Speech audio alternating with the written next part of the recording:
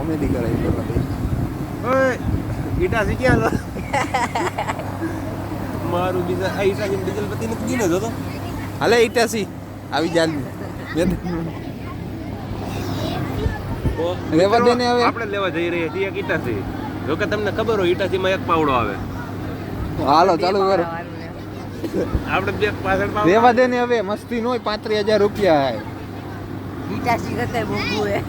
હા ઈટાસી તારા આમાં મિતુલ હા મિતુલ આ વેચું ને તા હે ને 35 ઈટાસી આવે.